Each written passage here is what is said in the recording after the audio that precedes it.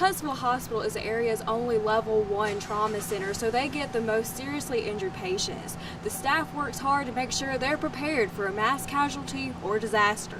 Well, the time you can walk around downtown, this in your hand has expanded. City Council has made some changes. They also expanded the entertainment district here at Campus 805 to include the Stove House just down the street. Volunteers spent today cleaning up Big Spring Park to keep the heart of the city looking beautiful. You get the phone calls all the time. Telemarketers trying to sell you something or get your information. If you're a customer with Decatur Utilities, there's a phone scam you want to be aware of. Experts suggest that leaving your child's toy in the front seat will remind you when you get out that they're in the back seat. Really advise all the time to keep your belongings like a purse in the back seat of the car so you don't forget your child. Do you know what apps your kid is using on their smartphone? Today, hundreds of Morgan County teachers met to learn about social media safety and how to keep your kids safe. As you can see behind me, this is not your typical ambulance. This Kids Care ambulance has been decked out to help kids feel more comfortable in times of emergency. You're watching WAFF 48, your first alert. This is breaking news. We begin with first alert, breaking news in Decatur. A 3-car crash is causing traffic delays on Point Mallard Parkway. WAFF 48 Jenna Ray tweeted this photo from the scene of the crash on the parkway. Today is the first day of the legislative session where several lawmakers are meeting to talk about big topics like health care, prison reform, and taxes. As you can see behind me, Lake Gunners will maybe be quiet right now, but over 10,000 people are expected to attend tomorrow for the 4th of July festivities. 75% of the steel beams are up as the framework of the new Mazda Toyota plant takes its shape. It was a packed courtroom here at the Madison County Courthouse as the suspect pleaded guilty in the brutal and bizarre attack. To mark Alabama's bicentennial, the state's constitutions were brought from Montgomery to the Huntsville Art Museum for the first time ever. Do you have some extra stress or just went through a breakup? The Rage Room might be the place for you to get rid of that extra stress. Are you always running late for work or school like me? Well, you better slow down. HPD urges drivers to be cautious, especially with school starting back. Over the weekend, a prayer vigil was held for Camille Cupcake McKinney, the 3-year-old girl from Birmingham who was last seen over a week ago at a birthday party where police believe she was abducted. Sex trafficking is a $150 billion business worldwide. The United States has ranked as one of the worst countries in the world for human trafficking. And this problem isn't just in big cities.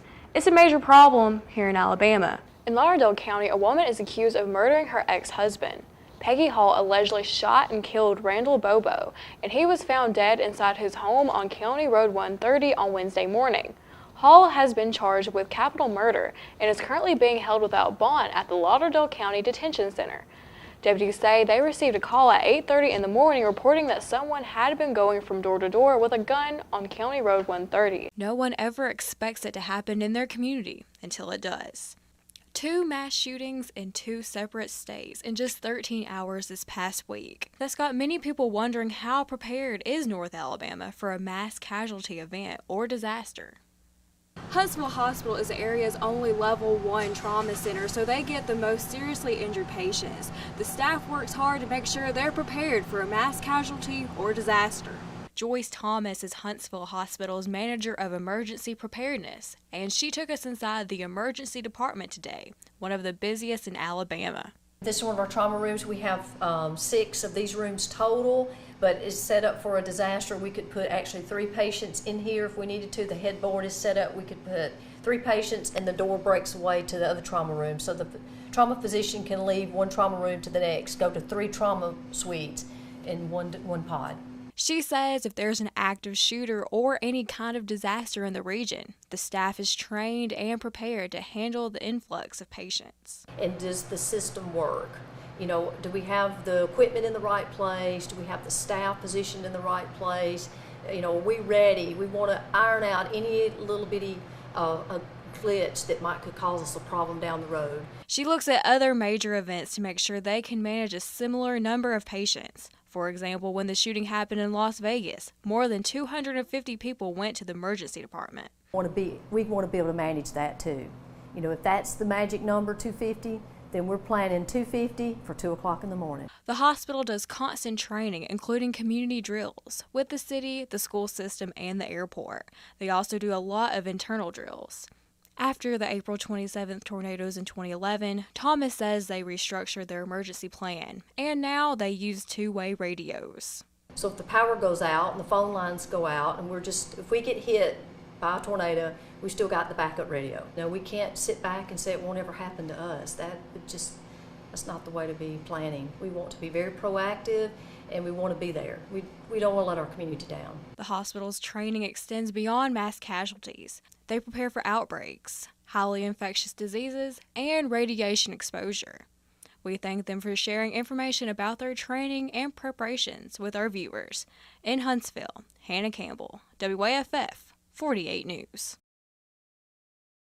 Your evenings in downtown Huntsville just got a lot more lively. You can now walk around with a purple cup in hand longer. The hours of the entertainment district have been expanded. They'll begin at 12 noon and last until 11 p.m. every night, 7 nights a week. A change Sue Ann Griffith helped start. Figured somebody should say something, and I was like, why not? Why not go try and see if we can get it passed? Griffith grew up in Huntsville. Growing up, there weren't a lot of things downtown. She also knew the city's entertainment district hours needed to change. People are having a hard time remembering what days the entertainment district was and wasn't active and what hours. Griffith did her research. City planners, city council, got a lot of other people involved in the town that love the entertainment district, so we could all kind of join together. While the time you can walk around with downtown and this in your hand has expanded, City Council has made some changes. They also expanded the entertainment district here at Campus 805 to include the Stove House just down the street. This is kind of how City Council is supposed to work, is I live here, go to them with a concern, and then seeing them follow through and address all of the concerns and then make something happen from just citizen commentary. It shows that we can have these types of facilities and they can be neighborhood friendly. Increasing foot traffic and putting more drinks in your cup. In Huntsville, Hannah Campbell, WAFF 48 News.